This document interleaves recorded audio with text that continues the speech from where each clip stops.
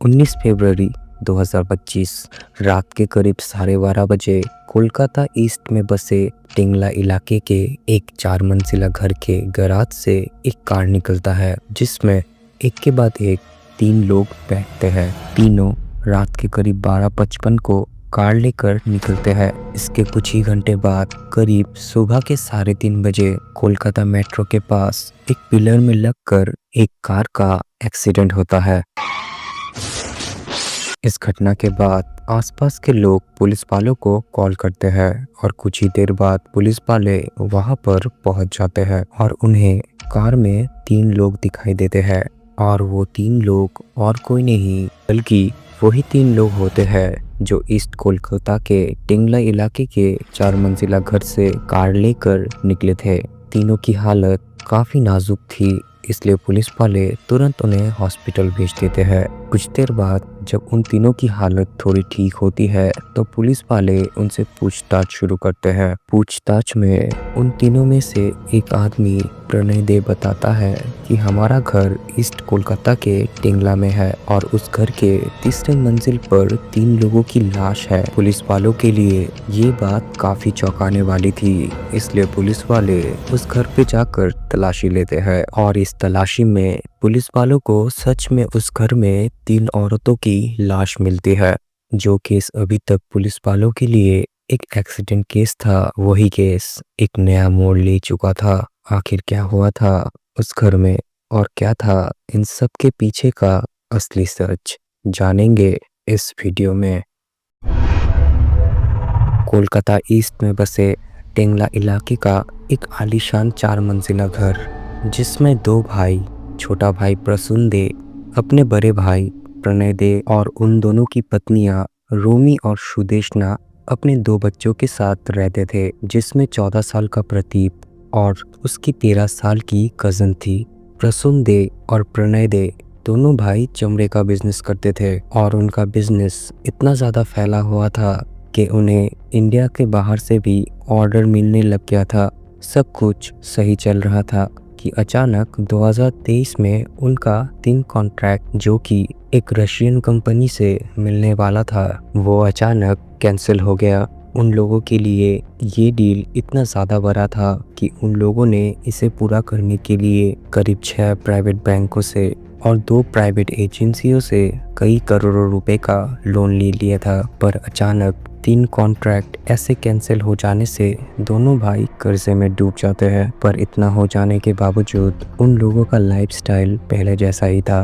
दोनों भाई पहले जैसे ही आलीशान तरीके से रहते थे और इसी लाइफस्टाइल को मेंटेन रखने के लिए वो दोनों भाई अपने 4 मंजिला घर को भी गिरवी रखकर एक नया बिजनेस शुरू करते हैं। पर इस बिजनेस में भी उन्हें सक्सेस नहीं मिलता है, बल्कि वो लोग और भी कर्जे में डूब जाते हैं और इस वजह से बैंक और जिन जिन लोगों से उन लोगों ने पैसा लिया था, वो लोग उन्हें पैसा चुकाने के लिए दबाव डालना शुरू करते हैं। पर लोन का अमाउंट इतना ज़्यादा था कि उन लोगों के पास लोन चुकाने का कोई भी रास्ता नहीं था। इसलिए दोनों भाई इन सब से बचने के लिए एक ऐसा रास्ता चुनते हैं जो शायद हम और आप कभी सोच भी नहीं सकते। 16 फरवरी 2025 अचानक दोनों भाई अपने अपने पत्नियों को कहते हैं कि हमें बिजनेस में काफ़ी ज़्यादा लॉस हुआ है और हमारा घर जो बैंक वालों के पास गिरवी है वो कभी भी इस पर कब्जा कर सकते हैं और हमारा घर कभी भी नीलाम हो सकता है और इन सब से बचने के लिए हमारे पास कोई भी रास्ता नहीं है सिवाय हम अपने आप को ख़त्म कर ले।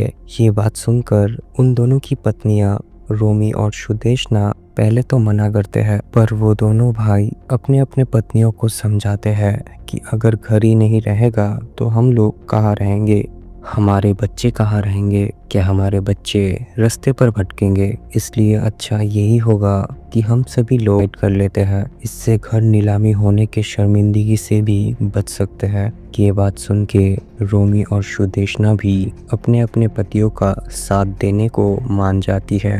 पर अब उन लोगों के पास एक नया प्रॉब्लम था कि वो लोग अपनी जान कैसे ले। इस काम को करने के लिए दोनों भाई एक प्लान बनाते हैं और कहते हैं कि हम लोग घर पर खीर बनाते हैं और उसमें नींद की दवा मिला देते हैं। इससे हमें ज़्यादा तकलीफ भी नहीं होगा। ये सब बातें जब वो लोग कर रहे थे तब 14 साल का प्रदीप ये बात सुन लेता है, पर वो अपने माता पिता से इसके बारे में कुछ भी नहीं कहता है, क्योंकि उसे बिल्कुल भी यकीन नहीं आ रहा था कि वो लोग ऐसा भी कुछ कर सकते हैं।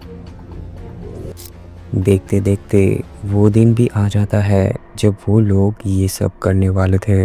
18 फरवरी प्रदीप ये नोटिस करता है कि उसके घर पर खीर बनाया जा रहा है। ये सब देखने के बावजूद उसे फिर भी यकीन नहीं हो रहा था। कुछ देर बाद उस खीर को सबको खाने को दे दिया जाता है और प्रदीप भी खीर खा लेता है, पर 13 साल की प्रदीप की कज़न खीर खाने से मना कर देती है। इसलिए उसे वो लोग ज़बरदस्ती खीर खिलाते हैं और सभी लोग खीर खाने के बाद अपने अपने रूम पर चले जाते हैं। कुछ घंटे बीतने के बावजूद उन लोगों पर नींद की दवा का कोई भी असर नहीं हो रहा था। इसलिए दोनों भाई प्रणय और प्रसून अपने अपने बच्चों के रूम पर जाते हैं, ये देखने कि उन लोगों पर क्या इसका असर हुआ है या नहीं।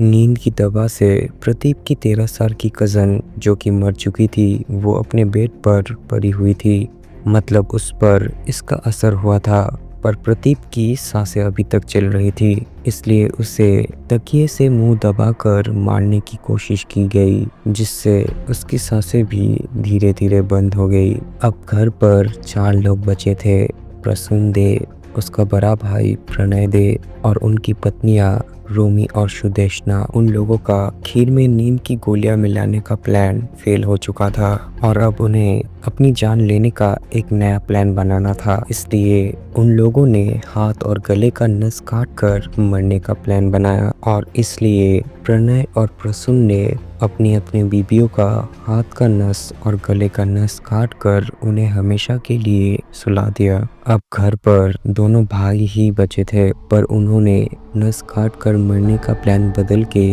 कार को फुल स्पीड में एक्सीडेंट करके मरने का प्लान बनाया। और इसी प्लान को अंजाम देने के लिए जब दोनों भाई अपने गैराज से कार निकालने लगते हैं तो उन्हें प्रदीप सीढ़ियों से कार के पास आते हुए दिखता है। प्रदीप, जिसे वो लोग मरा हुआ समझ रहे थे, वो जिंदा था। प्रदीप की जान योगा करने से बच गई थी। प्रदीप हर रोज योगा प्रैक्टिस करता था और वो अपनी सांसों को कुछ मिनटों के लिए रोक कर भी रख सकता था, और कुछ समय प्रदीप ने अपनी सांसों को रोक कर रखा था, जिससे उन्हें लगा कि वो मर चुका है। दोनों भाई प्रदीप को भी अपने साथ कार में बिठा लेते हैं और कुछ घंटे घूमने के बाद कोलकाता मेट्रो के पिलर में अपनी कार को एक्सीडेंट करवा देते हैं।